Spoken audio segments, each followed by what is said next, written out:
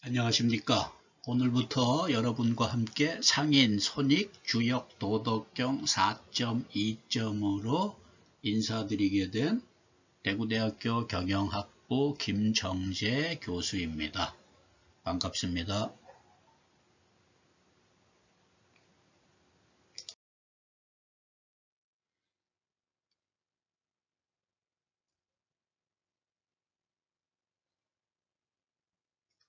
제2페이지에서는 상인, 손익, 주역, 도덕경.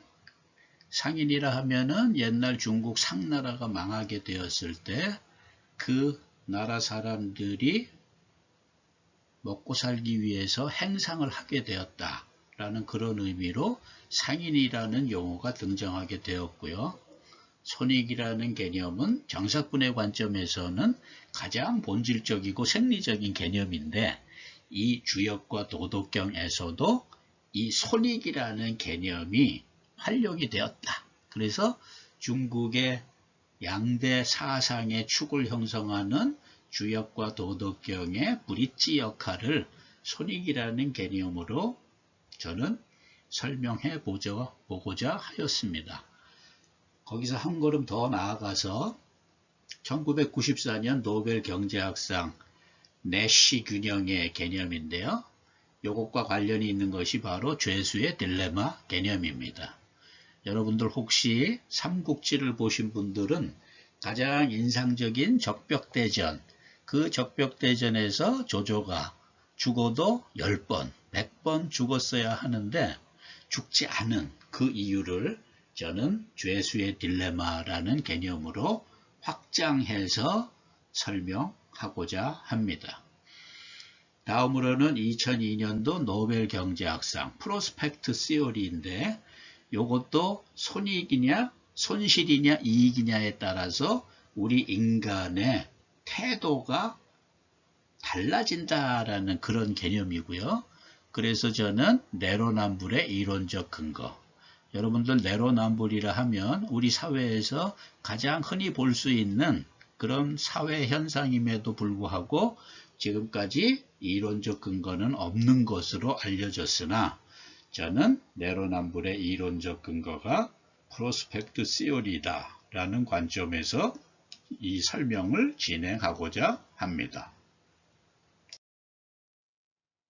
여러분들 왼쪽에 보시면 41, 42, 43, 44 이것은 주역 64궤 중에서 41번째, 42번째, 43번째, 44번째 궤를 말하는데요. 41번이 바로 손, 42번이 익입니다. 제가 평생을 회계라는 것을 공부했던 사람인데 제가 주역을 처음 보았을 때 이 손괴와 익괴를 보고 솔직히 그때 제 심정은 네가 왜 거기서 나와? 라는 이런 느낌이었습니다. 저는 몰랐던 내용이었었는데 주역의 괴 중에 손괴와 익괴가 있었는데 더욱더 인상적인 것은 이 손괴와 익괴가 전체 주역의 테마를 형성하는 매우 중요한 의미를 담고 있다. 그게 바로 손, 익, 쾌, 구. 여러분들 지금 왼쪽에서 보시고 있는 그런 네 가지의 괴입니다. 이것은 일종의 생로병사. 여러분들 태어나서 병들고 늙으면 죽는 우리 인생을 말하는 건데 이게 바로 천지의 이치를 나타내주는 바로 그 사이클입니다. 손이라는 것은 인풋, 영어로 표현하면 익은 아웃풋, 쾌라는 것은 끊어진다, 브레이크 다운, 마지막으로 후는 다시 만난다, 리유니언이라는 것이죠. 그래서 주역에서 말하는 이치를 손익회구라는 사이클의 개념으로 표시한 것입니다.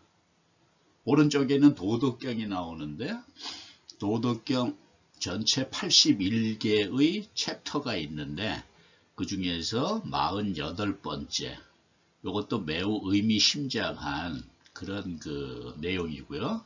제가 손과 익에다가 파랑색으로 초록색으로 표시를 해 두었는데 위학 일익, 위도 일손. 학문을 하는 사람은 매일 보태는 것이고 돌을 닦는 사람은 매일 비우는 것이다. 여기서 손이라는 것은 비우다. 예. 아까 여러분들 주역에서는 인풋, 투자, 투입이라는 그런 의미로 보았는데 여기서는 비운다라는, 여러분들 우리 마음을 비운다, 욕심을 비운다, 바로 그런 의미가 되겠습니다. 계속 읽어보겠습니다. 손지우손, 비우고 또 비우면 이지어 무위, 무위라는 곳에 도달하게 되는데 무위이 무불이, 무위는 곧 무불이다. 그런데 여러분들 그 아래쪽에 왕필이라는 사람이, 제가 좋아하는 그런 그 왕필이라는 사람이 주석을 달아놨는데 무위는 곧 무소불이다. 여러분들 무소불이라는 말은 참 무서운 말이죠. 못하는 것이 없다라는 그런 말이지 않습니까?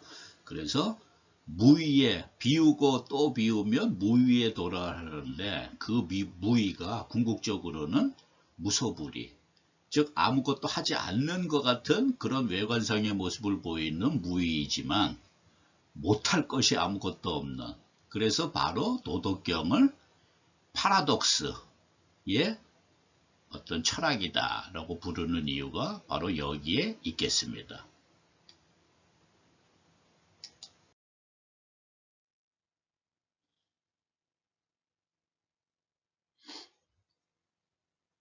자, 죄수의 딜레마입니다.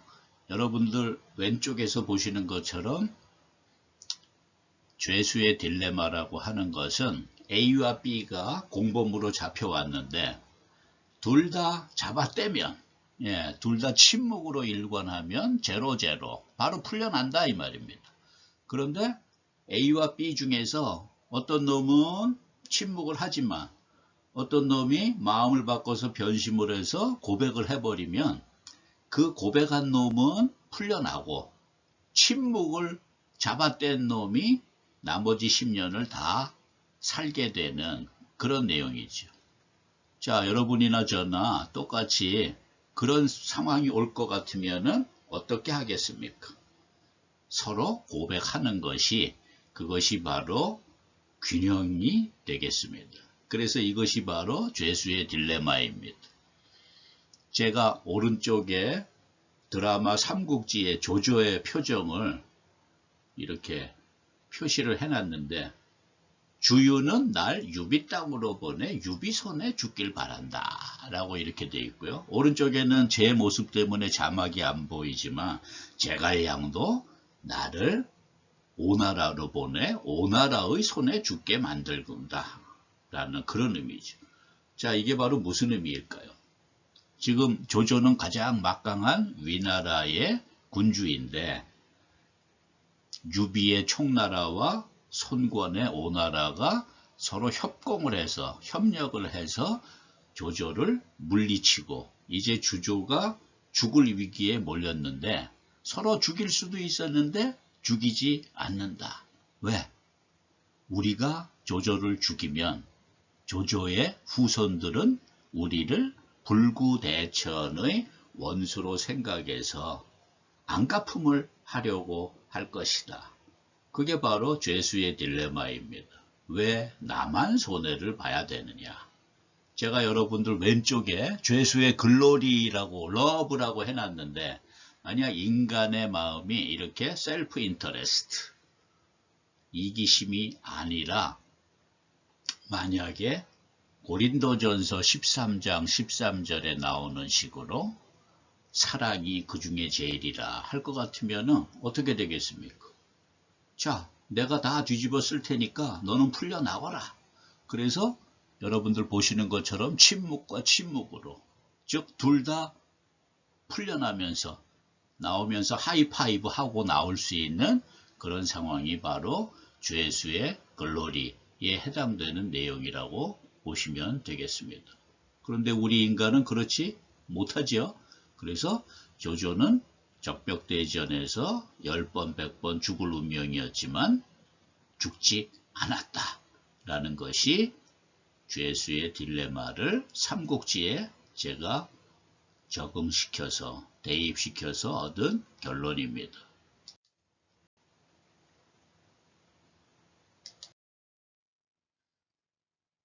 자, 그러면은 죄수의 딜레마를 개발해낸 사람은 과연 누굴까? 여러분들 왼쪽에 있습니다. 존 포브스 내쉬 주니어.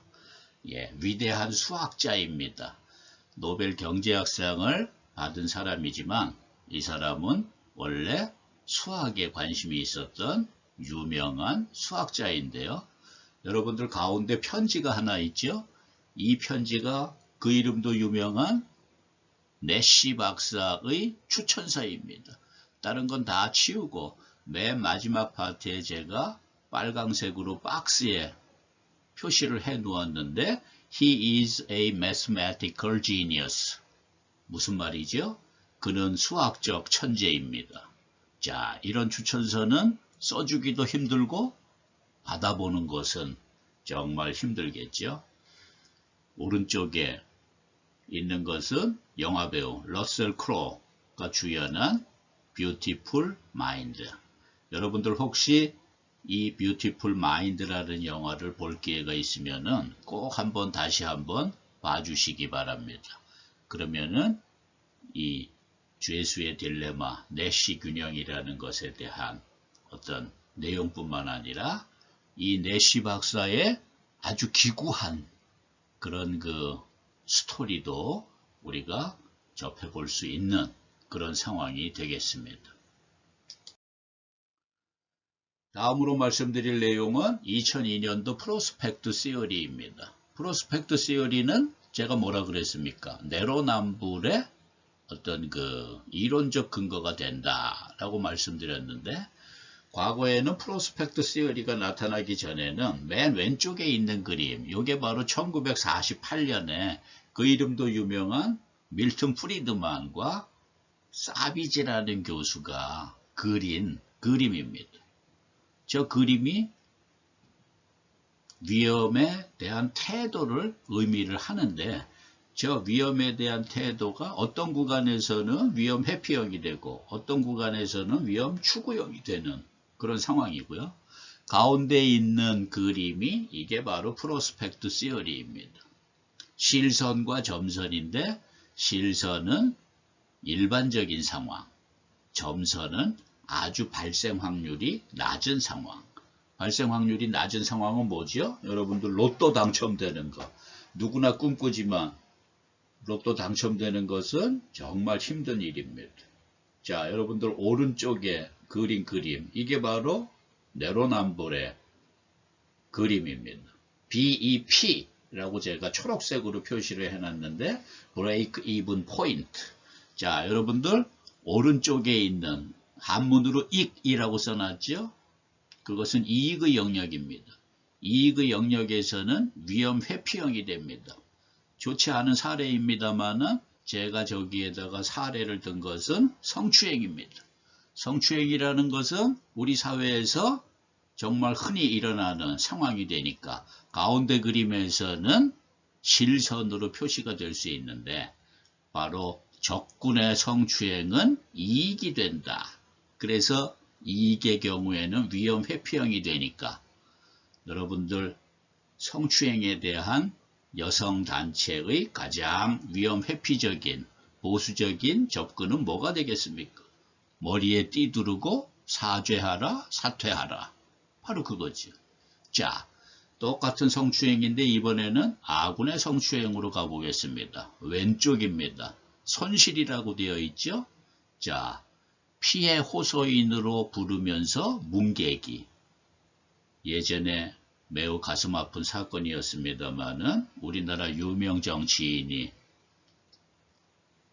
이런 일로 아주 곤욕을 치룬 그런 상황이 있습니다. 자, 여러분들 어떻습니까? 똑같은 성추행인데 아군의 성추행이냐, 적군의 성추행이냐에 따라서 우리의 태도가 180도로 달려지는 거죠. 화장실 갈 때 다르고 화장실 나올 때 다르고. 그래서 이것을 우리가 뭐라고 불렀습니까? 네, 로, 남, 불. 내가 하면 로맨스, 남이 하면 불륜이라는 말입니다.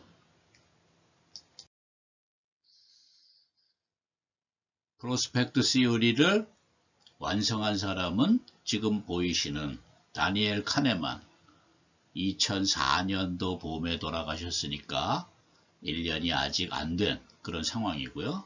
여러분들 왼쪽에 있는 그림은, 사진은 두 사람이지요. 자, 왼쪽에 있는 사람이 에이머스 투버스키. 그런데 이 투버스키 교수는 아쉽게도 1996년에 돌아가셨어요. 노벨상은 죽은 사람한테는 수여하지 않는다. 그래서 2002년도에 프로스펙트 시오리가 노벨 경제학상을 수상할 때는 아쉽게도 에이머스 투버스키 교수는 상을 받지 못하고, 그때 살아있었던 카네만 교수가 바로 노벨 경제학상을 받게 되었습니다.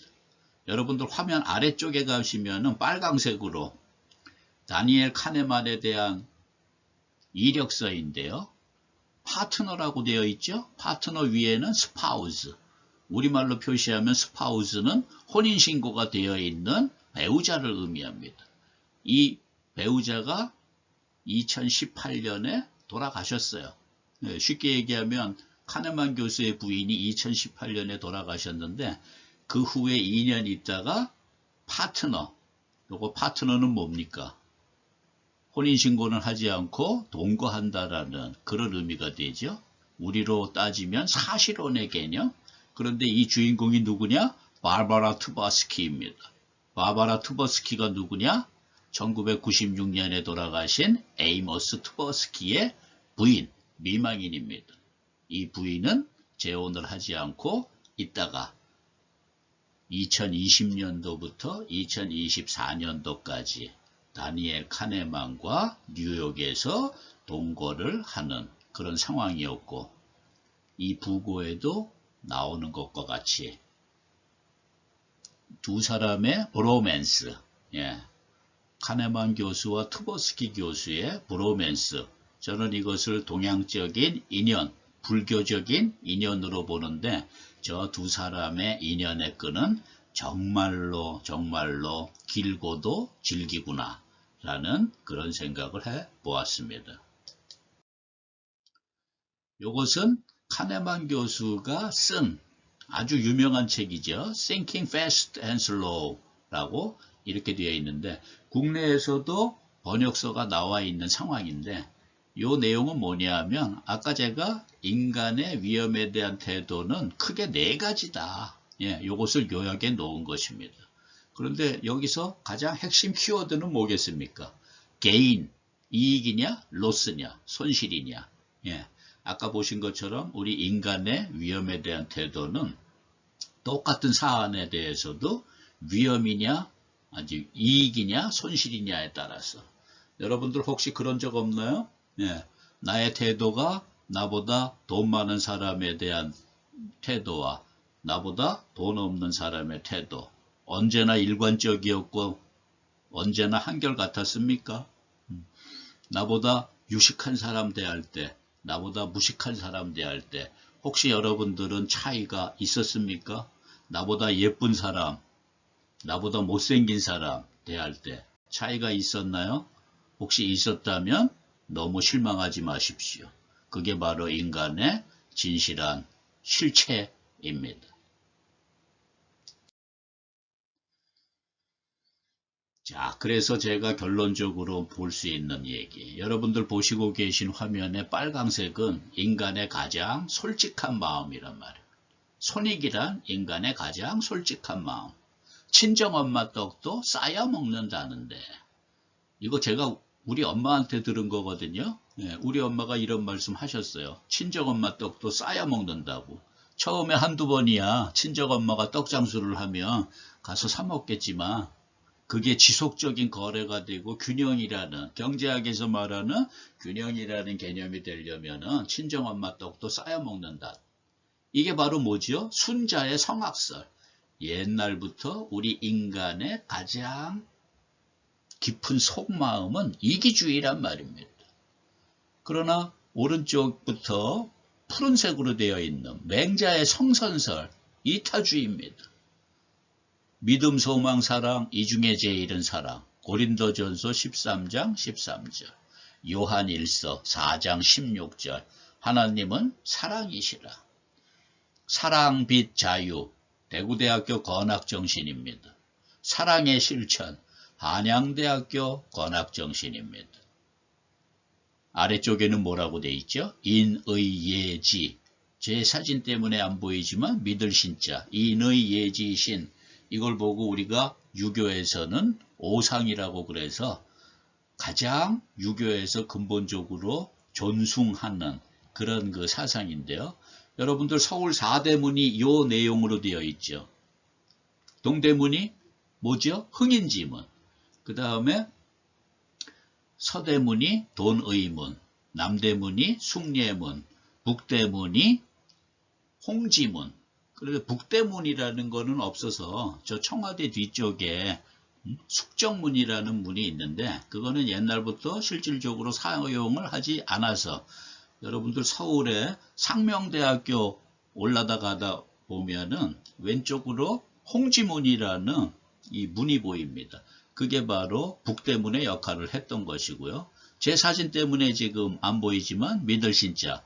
여러분들 종로 보신가 아시죠? 네. 거기서 12월 31일 날 밤 12시 되었을 때 뭐 합니까? 타종식 해서 새해를 맞는 그런 의미죠. 자, 그래서 우리 서울 4대문에서도 인의예지신. 자, 유교나 기독교나 모두 사랑을 강조하는 그런 마음인데 그것보다 우리 인간의 가장 내면적인 솔직한 마음은 뭐다? 손익이다. 예. 친정엄마 떡도 쌓여 먹는다는 그런 마음입니다. 자, 그래서 나오는 것이 substance over form. substance라는 말은 알맹이고요. form이라는 것은 껍데기라는 말이죠. 알맹이만 남고 껍데기는 가라. 이거 시 제목 아닌가요? 예. 신동엽이라는 개그맨 말고 신동엽이라는 시인이 쓴 알맹이만 남고 껍데기는 가라.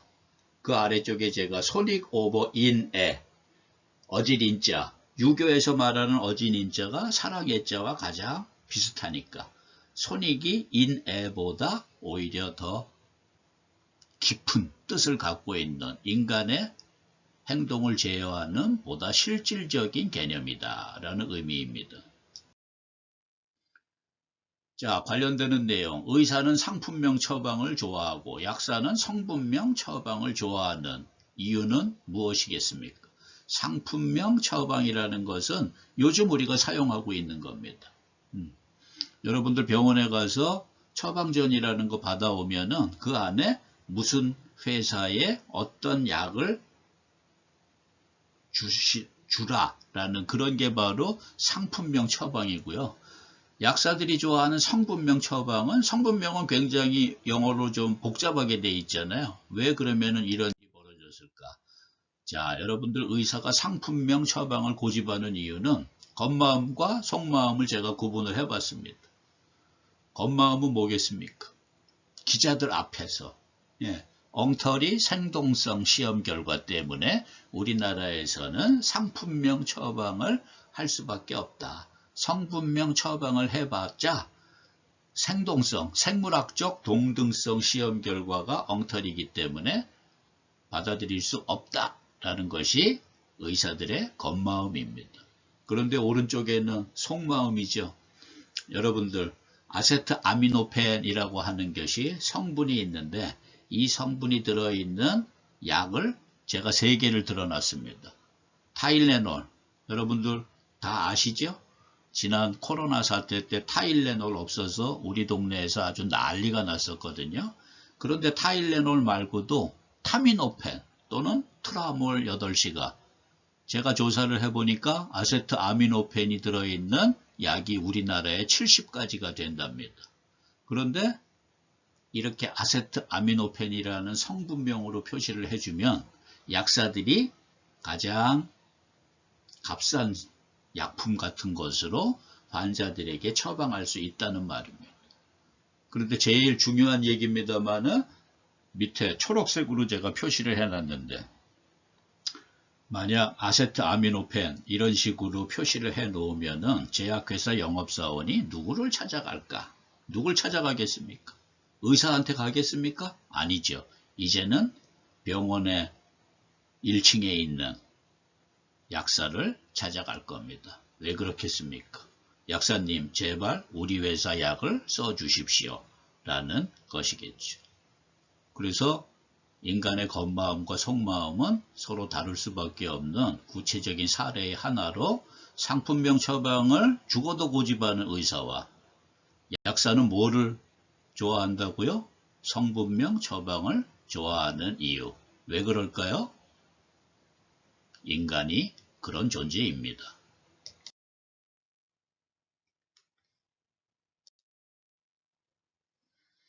여러분들 상인의 유래에 대해서 말씀을 해드렸습니다마는 상나라 유민들이 주나라 무왕에 의해 나라가 망한 후 각지에서 장사를 해서 먹고 살다 보니까 상인이란 말이 등장하게 되었다. 그때부터 상인, 상업 이런 등등의 것이고요. 여러분들 제가 빨강색 표시해놨고 초록색 동그라미로 표시를 해놨는데 사, 공, 농, 상. 예.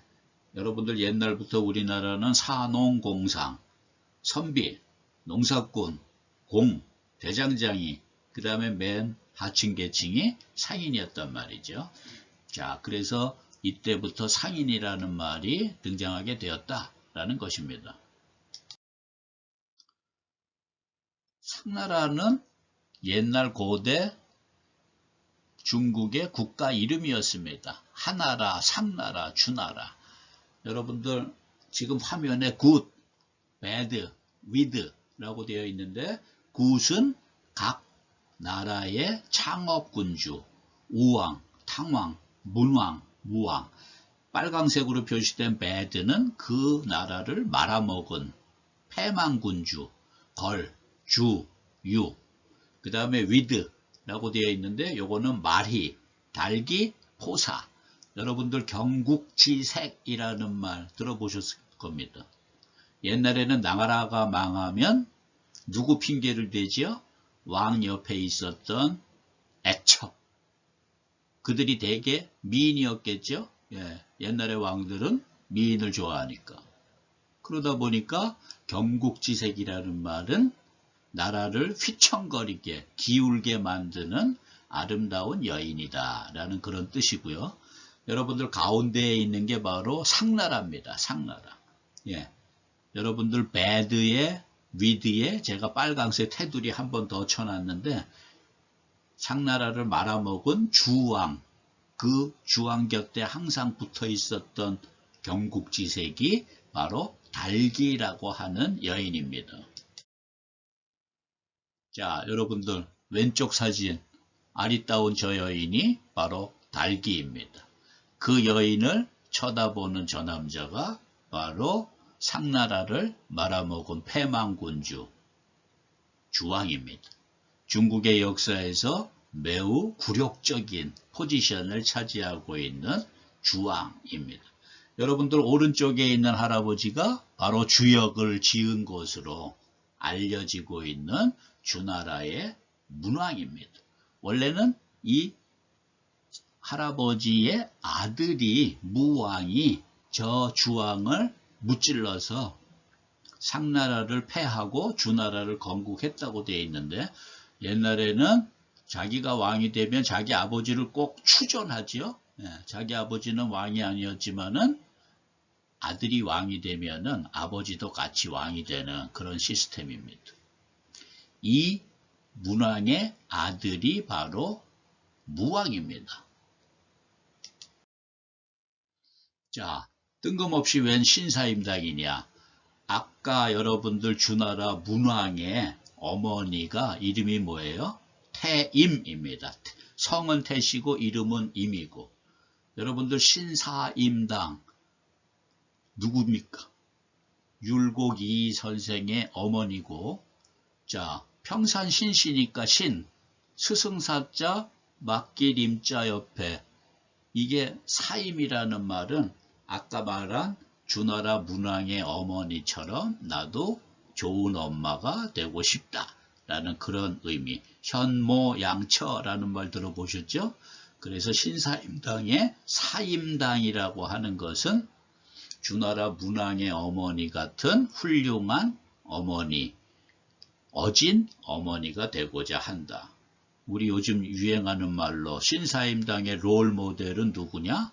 주나라 문왕의 어머니 태임이다 라는 얘기입니다. 왼쪽에 있는 사진은 대구대학교 중앙도서관 앞에 있는 신사임당, 오른쪽에 있는 것은 5만원짜리에 나와 있는 신사임당. 같은 신사임당인데 느낌은 좀 다르죠? 예, 대구대학교 도서관 앞에 있는 신사임당은 아주 젊었을 때의 모습이 아닌가, 그런 생각을 해보게 됩니다. 자, 이것은 우리 주역에 나와 있는 8괴라고 하는 건데, 제가 맨 위에 빨강색으로 테두리 들러 놓은 건데, 이 중에 4개가 바로 뭐겠습니까? 그게 바로 우리나라 태극기에 나와 있는 8개의 괴 중에서 우리나라 태극기에 나와 있는 것은 대칭이 이루어지는 건, 그리고 곤, 그 다음에 불화, 그 다음에 물, 이런 것들 4개가 우리나라 태극기에 등장하고 있습니다. 주역 64괴 표시해 놓은 것입니다. 주역은 왜 64괴냐? 여러분들 상괴와 하괴가 있는데, 상괴는 효가 3개죠. 그런데 각 효는 양일 수도 있고 음일 수도 있습니다. 그래서 수학적으로 표시하면 상괴는 2의 3승. 2의 3승은 얼마입니까? 8이죠. 하괴도 똑같습니다. 2의 3승입니다. 88, 64. 그래서 64괴가 이렇게 쭉 나란히 등장하게 됩니다. 자, 그 중에서 우리 요즘 들어 매우 유명하게 된 13번 천화동인, 14번 화천대유. 여러분들 많이 들어보셨죠? 성남시 대장동 재개발 사업 때문에 YTN 뉴스에서도 많이 보도가 되었던 천화동인, 화천대유. 여러분들 오른쪽에 있는 그림은 우리나라 태극기 괴에서 비유를 해보면 제가 초록색 박스로 표시를 해놓았죠. 천화동인, 화천대유. 천화라는 건 뭐겠습니까? 하늘천이 위에 가고 불화가 아래에 오는 것. 반대로 화천대유는 불화가 아래쪽에 위에 있고 하늘천이 밑에 있는 겁니다. 천화동인이나 화천대유나 우리 주역에서는 매우 좋은 의미를 갖고 있는 괴라고 볼 수가 있습니다. 이 회사를 만든 사람이 누구죠? 예, 대장동 사건의 주범으로 알려진 김만배 씨라고 하는 전직 신문기자입니다. 그 양반이 학교를 어딜 나왔습니까? 성균관대학교 동양철학과 84학번입니다. 예. 동양철학과에서는 주역 공부를 했을 테니까 주역 64괴 중에서도 천화동인, 화천대유 크게 갖는다. 사람과 협력해서 크게 갖는다. 대장동과 매우 어울리는 회사 이름을 지었다고 생각합니다. 주역은 64괴라 그랬습니다. 왜? 2의 3승 곱하기 2의 3승. 그러면은 MBTI라는 거, 여러분들 MBTI라는 거 한 번쯤 해보셨죠? 저는 아직 해보지는 않았습니다만은 INFP 그쪽으로 가깝지 않나라는 그런 생각을 해보는데, MBTI는 모두 몇 가지입니까? 16가지입니다. 왜 그렇습니까? 2의 자승 곱하기 2의 자승, 4, 4, 16이기 때문입니다. E냐, I냐, S냐, N이냐, 또 반대쪽으로는 T냐, F냐, J냐, P냐. 그래서 2의 자승 곱하기 2의 자승 모두 16가지가 MBTI의 총 종류가 되겠습니다. 여러분들 사상의학이라는 말 들어보셨죠? 예, 요거는 몇 가지입니까? 4가지입니다. 아주 심플합니다. 상하, 음이냐, 양이냐. 상도 양이고 하도 양이면 태양. 상도 음이고 하도 음이면은 태음. 나머지는 소음, 소양. 그래서 모두 네 가지로 구분이 되겠습니다. 자, 요거는 주역의 실제 텍스트거든요. 그런데 이 주역에서는 괴사라는 것과 효사라는 게 있고 단전과 상전이 있습니다. 그래서 괴사와 효사는 각각의 어떤 내용을 나타내는 거고 단전과 상전은 일종의 주석입니다. 해설서입니다. 요거를 공자님이 주석을 붙였다라는 것이 지금까지 알려진 내용이라고 보셔도 되겠습니다.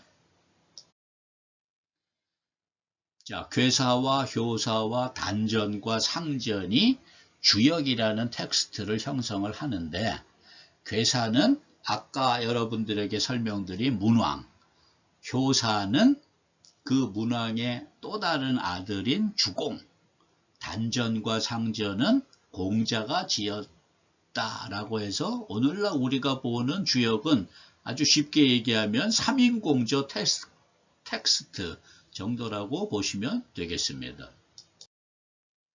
자, 이쯤에서 생각나는 것이 뭐냐.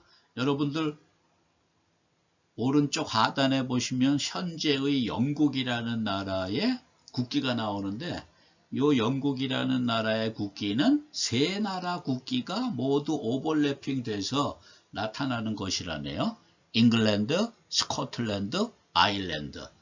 이 국기들을 모두 이렇게 겹쳐 놓으면은 지금의 유니언 잭이라고 불리는 영국 국기가 나오는 것입니다.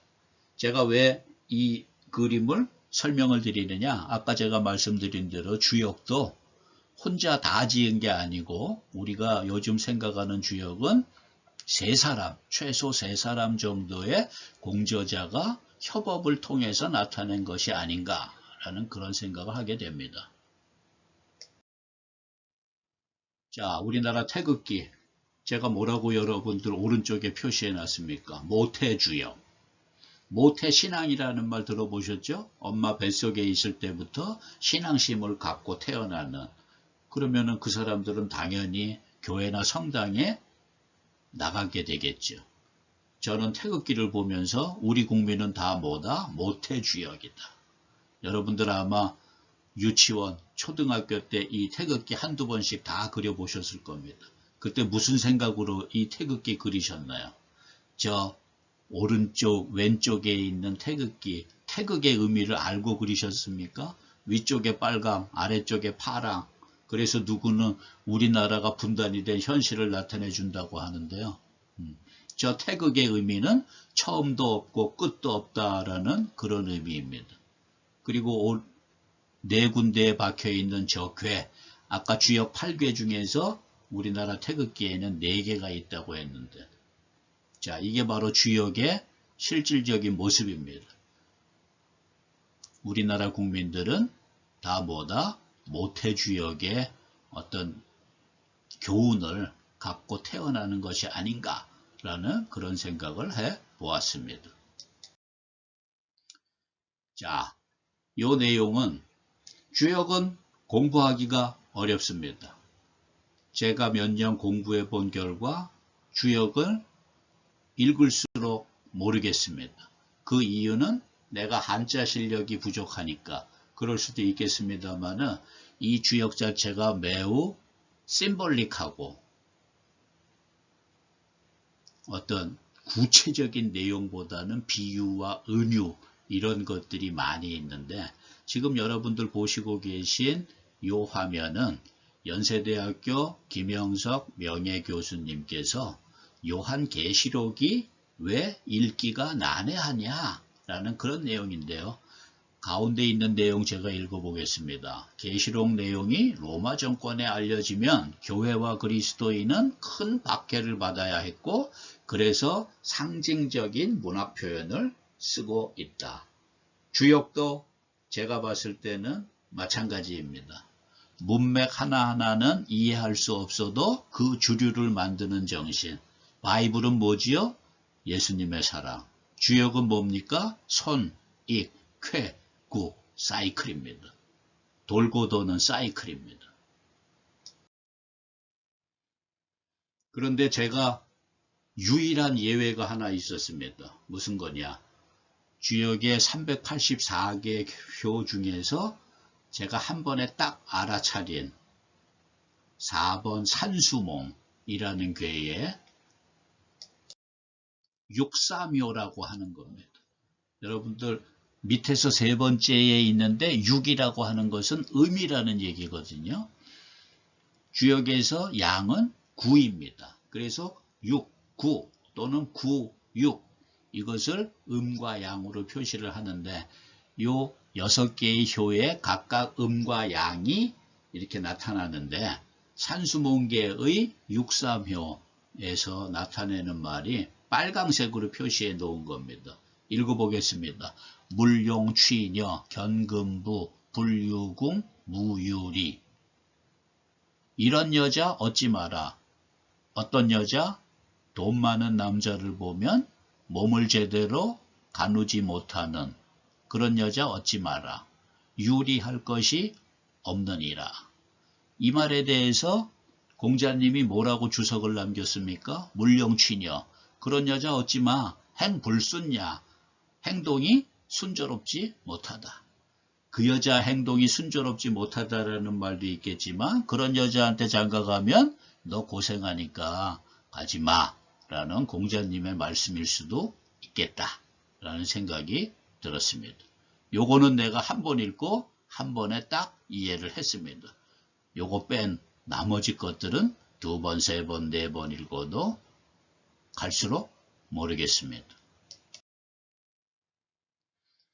자, 다시 한번 손익회구 왼쪽에 41, 42, 43, 44 오른쪽에는 물극필반 어떤 사물이라는 것은 끝에 도달하게 되면 다시 돌아온다 라는 그런 이야기입니다. 자, 여러분들 위쪽에 보시면 이게 바로 지구를 비추고 있는 해 그리고 그 그림자입니다. 왼쪽에 6월 22일 북반구에서는 하지고요. 가운데는 9월 22일 추분이고요. 그리고 맨 오른쪽에는 12월 21일 동지지요. 여러분들 하지 때는 우리 어떻습니까? 밤이 굉장히 짧고 낮이 길죠. 그런데 동지는 어떻죠? 정반대지 않습니까? 자, 그런 식으로 추나 추동이라는 게 돌고 돈다. 아래쪽에는 달의 모습입니다. 여러분들 혹시 최근 들어 달을 보신 적이 있나요? 요즘 사람들은 달을 볼 일이 별로 없죠. 그런데 그래도 보름달 달 보면은 왠가 마음이 푸근해지는 그런 것을 느낄 수 있는데 달도 마찬가지죠. 여러분들 음력 1일 그날은 무슨 날입니까? 달이 보이지 않는 날입니다. 음력 15일은 어떤 날이죠? 달이 가장 큽니다. 보름달. 예. 여러분들 보름달 중에서도 제일 유명한 보름달 추석 보름달. 예. 음력 8월 15일 그것이 계속 반복이 된다. 그래서 음력이라고 하는 것은 달의 모습이고 달은 인간이 의존할 수 있었던 가장 원시적인 형태의 시계였다라는 그런 말씀을 드립니다. 자, 우리 강의의 제목이 주역과 도덕경인데요. 주역은 적극, 능동의 미학인데 비해서 도덕경은 소극, 수동의 미학이다. 자, 위에 보시겠습니다. 무왕불복, 가는 것 치고 돌아오지 않는 게 없다. 이섭대천, 큰 강을 건너면 이롭다. 여시해행, 때와 더불어 함께 행하라. 예, 주역은 뭔가 긍정적으로 뭔가를 해봐라. 그렇지만 때에 맞추어서 억지로 하면 안 된다라는 그런 의미거든요. 아래쪽에 도덕경 보겠습니다. 다언삭공, 말을 많이 하면은 자주 막힌다. 절학무우, 배움을, 학문을 끊으면 스트레스가 사라진다. 거기다 제가 뭐라고 해놨죠? 맹모, 퀘스천 마크, 땡땡땡. 맹모가 누굽니까? 맹자의 어머니죠. 맹자의 어머니가 왜 유명하죠? 이사를 3번 했잖아요. 누구를 위해서? 자기를 위해서? 아닙니다. 아들 맹자의 교육을 위해서. 처음에 이사를 어디로 했습니까?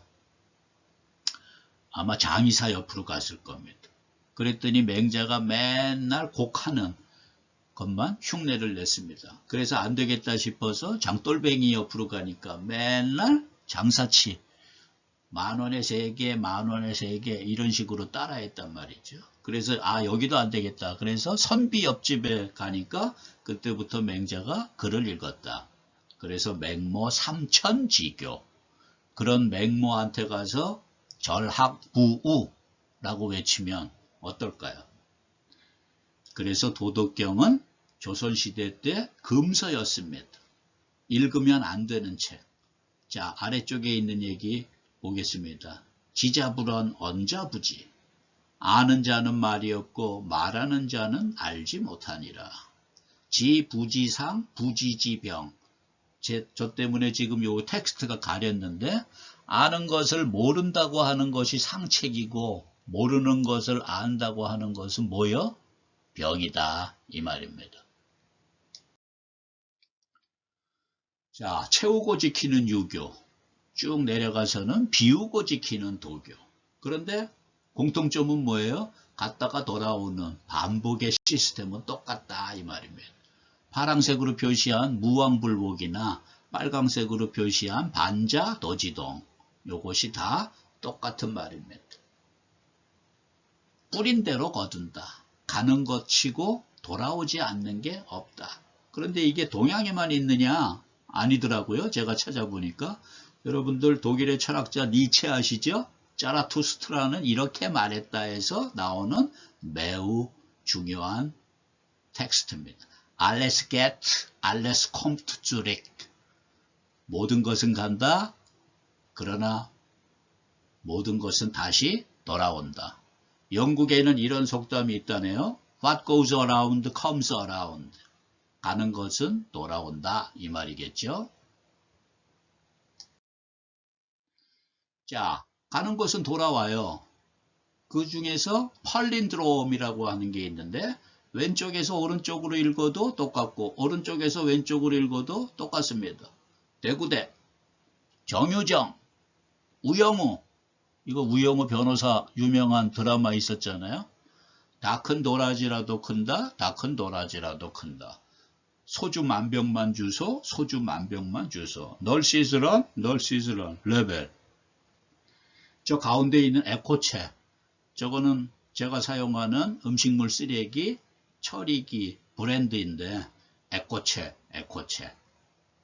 저거는 스펠링뿐만 아니라 그래픽적으로도 좌우 대칭이 되게 만든 그런 모습을 보이고 있습니다. 자, 해와 달은 때가 되면 그 자리에 다시 돌아오지만요. 변하는 건 우리 마음이다. 여러분들 맨 왼쪽에 있는 거 보십시오. 2021년 추석 9월 21일 더하기 19 더하기 19 해도 거의 똑같고 빼기 19 빼기 19 해도 똑같습니다. 자, 요거는 나중에 설명드릴 기회가 있겠지만 윤달이라고 하는 것 19년에 7번의 윤달이 삽입이 되는데 바로 그 원리 때문에 19년마다 추석 날짜는 똑같다. 여러분들 생일도 똑같이 한번 대입을 시켜 보십시오. 가운데 있는 그림 아까 프로스펙트 시오리에서 나왔던 그림이죠. 저것이 우리의 마음입니다. 여러분들 마음은 절대로 한 가지가 될 수가 없어요. 적어도 몇 가지? 4가지란 말이죠. 머리에 띠두르고 사퇴하라 했던 사람이 똑같은 사안에 대해서 피해 호소인이라고 뭉갤라고 하는 그런 사람. 그게 바로 우리 인간입니다. 제가 이런 말 한다고 해서 그 민주당 여자 국회의원들 욕하는 것이 아니고 폄하하는 게 아닙니다. 원래 선생이라는 존재들은 좋은 강의할 때 좋은 사례를 제공하는 거를 좋아하기 때문에 제가 그 사례를 든 것뿐입니다. 불교에도 이런 말이 있습니다. 오른쪽에 표시해 놨습니다. 고정불변의 실체가 없는 공. 저게 바로 빌공자인데 비어있다 해갖고 없는 게 아니죠. 그건 무슨 말이겠습니까? 주어진 인연에 따라서 흔들리고 흔들리는 우리 마음을 표시한 겁니다. 지금 이 그림에서는 네 가지의 흔들림으로 표시가 됐죠. 자, 도덕경 맨 처음에 12자가 뭐죠? 도가도, 비상도, 명가명, 비상명. 제가 나중에 이 내용을 별도로 강의를 하겠습니다만은 도를 도라고 말하면은 그것은 상도가 아니다. 상은 뭐죠? 한 곳에만 있지 않다라는 그런 말입니다. 아래쪽에는 종죽 유시. 끝나는 것이 끝나는 게 아니라 또 시작으로 이어진다. 우리 대학은 종강을 하면은 다음 학기에 또 개강이 오고, 개강하면 종강 오고, 종강 오면 개강 오는. 그래서 그걸 보고 제가 손익회구 사이클이라 그랬는데, 여러분들 혹시 메비우스의 띠라는 거 혹시 아세요? 종이 한번 이렇게 긴 종이 이렇게 한번 180도 뒤틀어 가지고 풀로 붙여 보십시오. 어디가 아니고 어디가 바깥인지 영원히 구분이 되지 않는 그런 패턴입니다.